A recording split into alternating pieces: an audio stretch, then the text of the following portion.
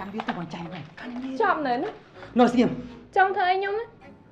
ចង់បាញ់ឬលៀបហ៎ ម៉ារីយកកសែងយកកូន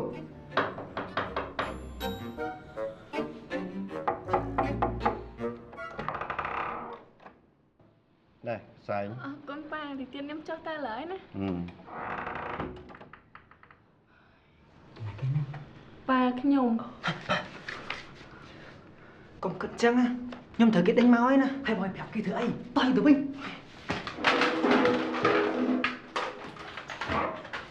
ម៉ារីវារឿងអីហ្នឹង ខ្ញុំអត់អីទេប៉ា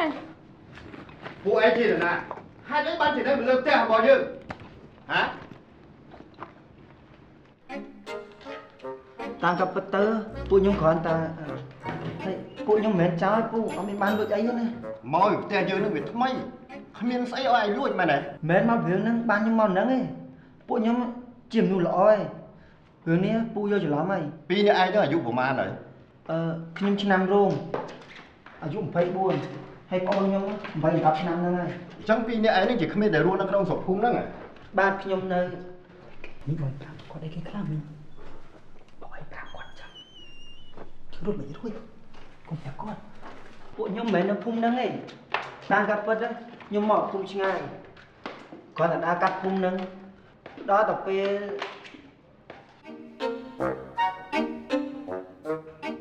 នឹងស្ទើរលោកនាយខ្ញុំអត់នឹងលោកនាយជ័យមកសោះណា វាច្បាស់ជាមិនដឹងហី បាទ អ្នកយាមសពបងទៅណាបាត់ហើយ គាត់ឈឺទៅផ្ទះហើយឲ្យខ្ញុំមកជំនួសទៀត អញ្ចឹងគេឲ្យឯងហ្នឹងចូលផ្ទះរបស់ខ្ញុំអញ្ចឹងហ៎ ខ្ញុំដើរយាមកាមលោកនាយសុធាសុធីឲ្យមកទៅឯងអោះកាភ្លើងខ្ញុំនៅឯងវិញភ្លើងខ្ញុំនៅឯងវិញណា តែចង់គាត់ទៅបងលេងតែខ្ញុំលេងជួយចង់គាត់ទៅបងទៅបងចម្រើនទៅមើលខ្សែផ្ទះម៉ែបងចម្រើនណាគេហើយផ្ទះបាយនៅណា មិនបានត្រូវមកសួរខ្ញុំវិញខ្ញុំអត់ដឹងទេ នោះស្អីអត់ដឹងផ្ទះបាយនៅណា មិនបាច់ចងគេទេគេដេញពួកឯងមិនកើតបើគេស្វឹងសុំមិនតែឈរមិនដឹងផងហ្នឹងចាំដល់ពេលគេស្វាងឡើងមកវិញខ្ញុំជាមនុស្សដំបូងគេដែលត្រូវដេញគេចេញពីទីនេះ ខ្ញុំមិនដែលឃើញចោលយ៉ាំអញ្ចឹងឯណា ថាខ្ញុំមិនមែនចោលទេយល់អត់តោះសោះ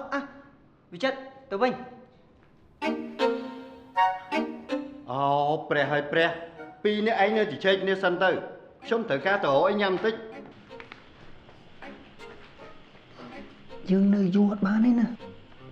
បងឲ្យមើលផ្ទះគាត់មើលមនុស្សដែលរស់នៅផ្ទះរបៀបនេះមិនមែនជាមនុស្សធម្មតាទេបងឲ្យស្មានតែគេយើងរត់រួចស្រួលហ៎តោះតែម៉េចតោះតែពួកយើងរត់ចោលស្រុកចោលអ្វីទាំងអស់មានតែធ្វើការនៅថៃទេបងហើយទៅពីរនាក់ហ្នឹងបាទតែយើងអត់មានលុយទេណាមានតែរកវិធីរកលុយខ្លះសិនទេបង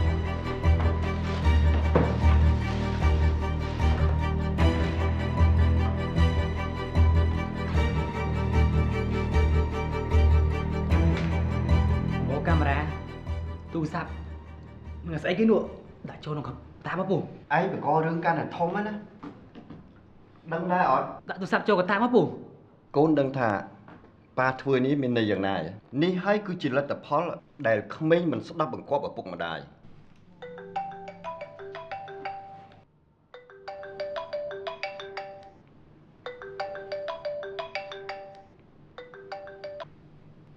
មានអីគួរឲ្យឆ្ងល់ក្មេងៗសកលក្រោយហ្នឹងជាបញ្ហានៅក្នុងសង្គម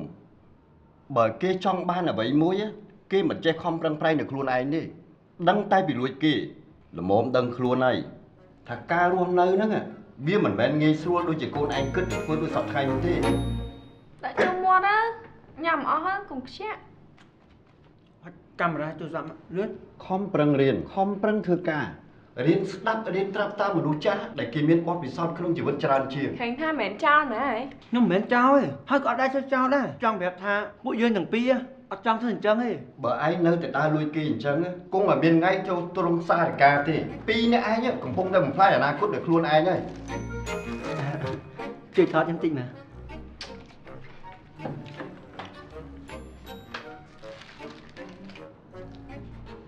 ថតស្អាតណា 1 2 3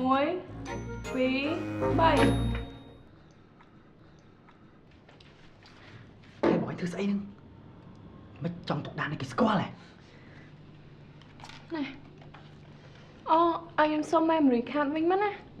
memory forget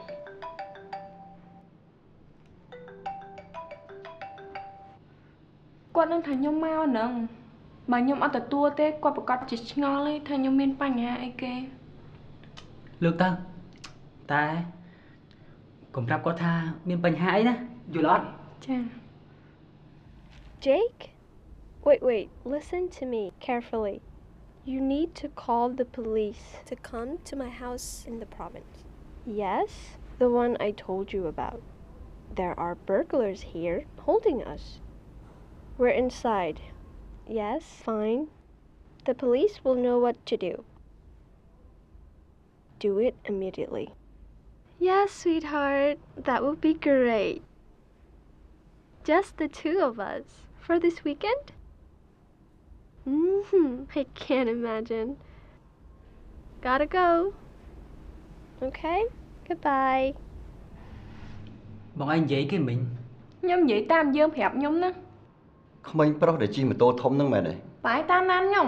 បែរមានសិទ្ធធ្វើអញ្ចឹងឯង បងអត់គួរនិយាយមួយពុកបងឯងអញ្ចឹងទេ អូហូខ្ញុំទទួលបានការអប់រំពីលោកចៅឯតានេះចឹងខ្ញុំត្រូវកាយចរិតនឹងចេញត្រូវឯង បងឯងនិយាយមួយពុកបងឯងឲ្យស្រួលតិចទៅ មានអីក្រៅពីហ្នឹងដែលអាចហូបកើតទេ មានតែភីសាញ៉ាំមកបើមិនញ៉ាំអត់ណាកៅអីកុយ ឯងអង្គុយចុះមកហើយយកវាញ៉ាំទៅមកអង្គុយឡើងនេះ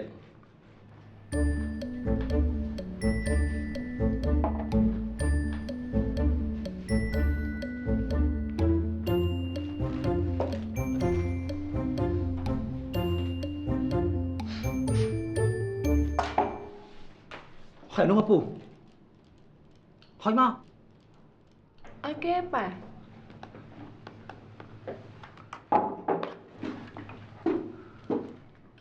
អូផ្ទះពូនៅភ្នំពេញមែនហ្នឹង រូបនោះមិនមែនជាផ្ទះរបស់ពូទេគឺជារដ្ឋសភាជាតិ ហើយអាហ្នឹងអីគេអើពូ ជាកន្លែងតំណាងរបស់ក្មួយៗហ្នឹងគេទៅប្រជុំនិងធ្វើការនៅទីនោះ គ្រាន់តែហុកដាក់នៅលើ laptop ហ្នឹងណាក៏ហុកធ្វើការដែរមិនដែលដាក់ហុកប្រពន្ធកូនណា អូកូននឹងប៉ាឃើញរាល់ថ្ងៃហើយតានៅលើទំព័រកាសែតនៅតាមបារតាមក្លឹប ចុះពូខ្ញុំសុំសួរមួយទៀតមើលអ្នកតំណាងហ្នឹងអីគេអើ ក្មួយចាំផ្លែកនេះជានាមប័ណ្ណរបស់ពូ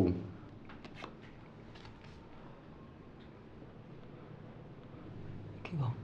មើលឲ្យមើល គេអានថាម៉េចហើយ រដ្ឋសភានៃព្រះរាជាណាចក្រកម្ពុជាឯកឧត្តមវង្សសម្បត្តិឯកឧត្តមសុំទោសលោកពូតាមពិតទៅពួកខ្ញុំចង់ធ្វើអញ្ចឹងទេ ឃើញទេសូម្បីតែចៅនោះក៏ចេះគោរពមនុស្សចាស់ដែរ ពួកខ្ញុំមិនមែនចោលទេ ខ្ញុំឆ្ងល់ទៀតពូរដ្ឋសភាជាតិហ្នឹងកន្លែងលក់អីវ៉ាន់នៅភ្នំពេញមែន រដ្ឋសភានឹងនៅភ្នំពេញមែនប៉ុន្តែមិនមែនជាកន្លែងលក់អីវ៉ាន់ទេពូធ្វើការនៅទីនោះហើយបើនិយាយទៅក្មួយទាំងអស់គ្នាជាអ្នកបើកប្រាក់ខែឲ្យពូ ទេខ្ញុំមិនដែលឲ្យប្រាក់ខែពូផង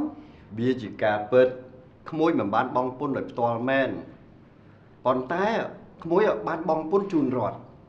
អញ្ចឹងលុយពន្ធទាំងអស់នឹងឯងគេយកមកទូទាត់ជាប្រាក់ខែឲ្យពូបើនិយាយទៅក្មួយជាចៅហ្វាយរបស់ពូ លយមែនពូ ចុះពូសមាជិកសភាហ្នឹងគេធ្វើឲ្យខ្លះពូ នៅពេលដែលក្មួយទៅបោះឆ្នោតណាបានន័យថាក្មួយបានជ្រើសអ្នកណាម្នាក់ជាតំណាងនៅភ្នំពេញហើយបើសិនជាក្មួយបោះឆ្នោតឲ្យពូអញ្ចឹងបានន័យថាពូនឹងឯងជាតំណាងសហគមន៍និងបញ្ហារបស់ក្មួយនៅថ្នាក់ជាតិក្មួយយល់អត់ ស្ដាប់ពូនិយាយយូរកាន់តែវែងឆ្ងាយតបងជិះប្រញាប់ទៅវិញ ចាំមកផ្លែតមើលបងស្ដាប់គាត់និយាយមិនទាន់យល់ផង អង្គុយចុះសិនមកហើយស្ដាប់គាត់បញ្យល់សិនណាញ៉ាំទឹកអត់ញ៉ាំទៅយកឲ្យ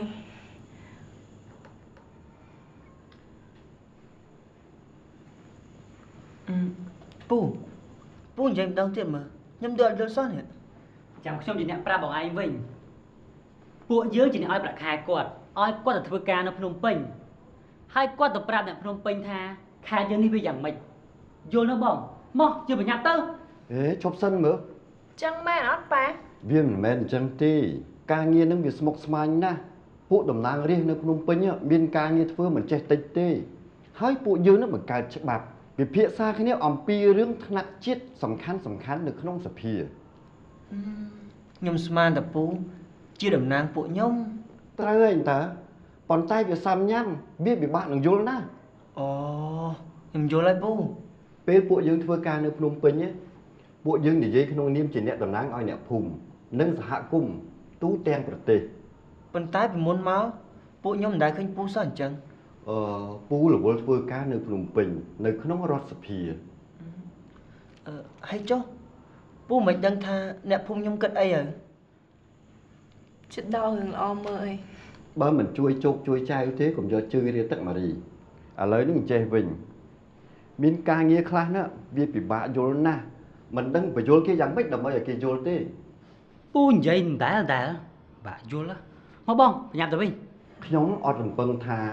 អ្នកទាំងអស់គ្នាយល់រឿងនឹងទេ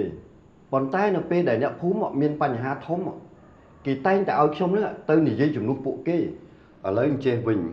ឧទាហរណ៍ដូចជាឪពុកម្ដាយរបស់ក្មួយអញ្ចឹងក្មួយគោរពស្រឡាញ់គាត់ព្រោះគាត់ជាមនុស្សចាស់គាត់មានបទពិសោធន៍គាត់ចេះគិតវែងឆ្ងាយជាងដូច្នេះពេលដែលក្មួយនៅក្មេងក្មួយស្ដាប់និងធ្វើតាមគាត់រហូតទៅដល់ក្មួយធំពួកគាត់នឹងតំណាងរាគឺដូចគ្នាអញ្ចឹង នឹងហើយដូចប៉ាម៉ាក់យើងអញ្ចឹងពួកគាត់តែងធ្វើអ្វីដែលពួកគាត់គិតថាល្អសម្រាប់ពួកយើងវាខុសគ្នាត្រង់ថាយើងមិនអាចបោះឆ្នោតជ្រើសរើសប៉ាម៉ាក់ដូចជ្រើសរើសតំណាងរាស្ត្រទេយល់ទេ ហើយពេលណាទៅពួកខ្ញុំទាំងពីរធំល្មមអាចសម្រេចចិត្តខ្លួនឯងបានណាពូបាទឥឡូវខ្ញុំអាយុ24ឆ្នាំហើយហ្នឹង ក្មួយឯងនៅតែមិនយល់ ហើយខែក្រោយនេះអាប្អូនខ្ញុំ8 10ឆ្នាំហើយគេគ្រប់អាយុបោះឆ្នោតហើយអញ្ចឹងគេធំល្មមអាចសម្រេចចិត្តខ្លួនឯងបានហើយពូហ៎ អារឿងអ្នកមកធ្វើតំណាងយើងអីនោះខ្ញុំមិនដែលខ្វល់ទេបើខ្ញុំមិនដែលដឹងរឿងនយោបាយនៅភ្នំពេញមិនផងហ្នឹង ឃើញទេ ហើយអ្វីដែលពូធ្វើដូចជាមិនដែលឃើញថាតំណាងឬក៏មកស្ដាប់ពួកខ្ញុំហ្មងហ្នឹងហើយពូមានដែលដឹងអត់ថាពួកខ្ញុំមានការលំបាកអីខ្លះ ចុះឥឡូវនេះពូនៅនឹងឯតាពូឡើងចុះខេត្តទៅមកហ្នឹងគឺពូព្យាយាមដើម្បីឲ្យប្រជាជនទាំងអស់ហ្នឹងគាត់យល់អញ្ចឹងហើយបានជាពូត្រូវមកនិយាយនៅក្នុងវេទិកាសាធារណៈនៅពេលព្រឹកស្អែកនេះដើម្បីឲ្យពួកគាត់នឹងយល់ថាពួកខ្ញុំនៅភ្នំពេញធ្វើអីខ្លះដើម្បីពួកគាត់ឲ្យមានភាពប្រសើរឡើង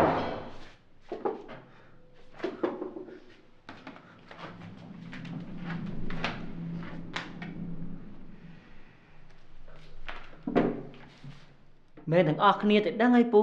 បើក្មួយទុកឲ្យពូដោះស្រាយហើយវាអាចប្រសើរជាងនេះមិនចាំបាច់ចូលផ្ទះពូលួចអីវ៉ាន់អញ្ចឹងទេ ថាខ្ញុំមិនមែនចោលទេ រឿងខ្ញុំ អ្នកយាមបោះគ្រឿងមកណា បាត់ទៀត ពីនេះមកណានិយាយរឿងយើងបន្តទៅទៀតមិញខ្ញុំនិយាយដល់ណាហើយ